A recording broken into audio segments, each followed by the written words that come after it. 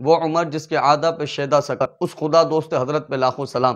اللہ تبارک و تعالیٰ ان تمام کو نیست و نابود فرمائے جنہوں نے اتنی گری ہوئی حرکت کی کہ حضرت عمر فاروق رضی اللہ تعالیٰ عنہ کی گستاخی کرتے ہوئے معاذ اللہ ان کا پتلا جلایا، اور طرح طرح کی گستاخیاں حضرت عمر فاروق رضی اللہ تعالیٰ عنہ کے ساتھ کی گئیں۔ میں اب سوال کرتا ہوں اس نام نہاد مفتی فضل ہمدرد سے کہ جس کو بڑی تکلیف تھی ناموس صحابہ کے بل کے منظوری پر، کہ بھائی بل کی منظوری کر کر تم نے اہل بیت کا ذکر ختم کر دیا ہے، تو اب دیکھو بل کی منظوری اس لیے کی گئی تاکہ ایسے اوباش اور ایسے بدبختوں کو روکا جائے کہ جو صراحتاً صحابی رسول کی گستاخی کرتے ہیں معاذ اللہ ثم معاذ اللہ، اور صراحتاً حضرت عمر فاروق رضی اللہ تعالیٰ عنہ کی توہین کر رہے ہیں، صرف ان کے لیے یہ ناموس صحابہ کا بل پاس کیا گیا ہے کہ ان کو سر عام سزائیں دی جائیں، اور تاکہ پھر کبھی کسی کی جرت نہ ہو کہ وہ کسی صحابی رسول، اور وہ صحابی رسول کے جو خلیفہ ثانی ہو اور محبوب کریم صلی اللہ تعالیٰ علیہ وآلہ وسلم کے قرب و جوار میں آج بھی موجود ہوں، کسی کی مجال نہ ہو کہ وہ پھر ان کی گستاخی کرے، اس لیے اس بل کو منظور کیا گیا ہے۔ لیکن اس وقت تو بڑا چیخ چیخ کر مفتی فضل ہمدرد کہہ رہا تھا کہ یہ بل منظور ہونا، یہ اہل بیت کے ذکر کو ختم کرنا ہے۔ اب تمہاری آواز کہاں گئی؟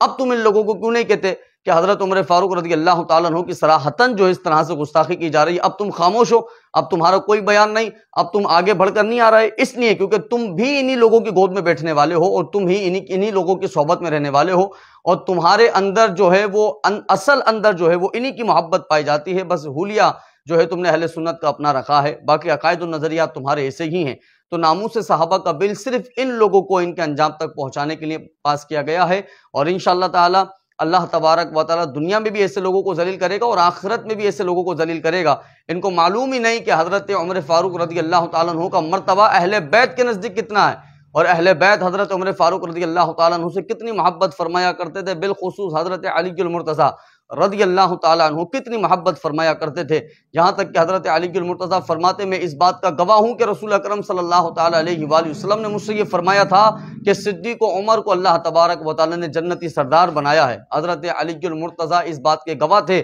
تو یہ علی کے چاہنے والے، علی المرتضیٰ سے محبت کرنے والے، حضرت علی المرتضیٰ کے نعرے بلند کرنے والے آج اس طرح سے حضرت عمر فاروق کی گستاخی کر کے معاذ اللہ تم نے اہل بیت کی گستاخی کی ہے، تم نے اہل بیت کی دل آزاری کی ہے، تم نے مولا علی کرم اللہ وجہ الکریم کی دل آزاری کی ہے، اور اس پہ ہمارے نام نہاد جتنے بھی ان لوگوں کی طرفداری کرتے ہیں، میں ان تمام سے کہتا ہوں کہ تمہاری جو ہے وہاں پر زبان کو چپ رکھنا اور تمہارا ان لوگوں کو کچھ نہ کہنا، یہ اس بات کی چیخ چیخ کر اعلان کر رہا ہے کہ تمہارے دل میں انہی لوگوں کی محبت پائی جاتی ہو، تم صحابہ کے گستاخ ہو، اور تمہارا حضرت عمر فاروق رضی اللہ تعالیٰ عنہ سے کوئی لینا دینا نہیں ہے۔ تم چیختے ہو جب ناموس صحابہ کے بل کی منظور کی بات آ جائے، اور جب ان کے صحابہ کی صراحتاً گستاخی ہو رہی ہو، جب تمہاری زبانیں خاموش ہوتی ہیں، یہ اس بات کی دلیل ہے کہ تمہارے دل میں بغض صحابہ ہے، بغض صحابہ ہے، بغض صحابہ ہے۔ اور الحمدللہ ثم الحمدللہ میں یہ کہوں گا کہ وہ عمر جس کے عادہ پہ شیدا سکر، اس خدا دوست حضرت پہ لاکھوں سلام، عمر فاروق رضی اللہ تعالیٰ عنہ کے چاہنے والے، دنیا جہاں میں اللہ تبارک و تعالیٰ ان کو عزتیں بھی نصیب فرماتا ہے،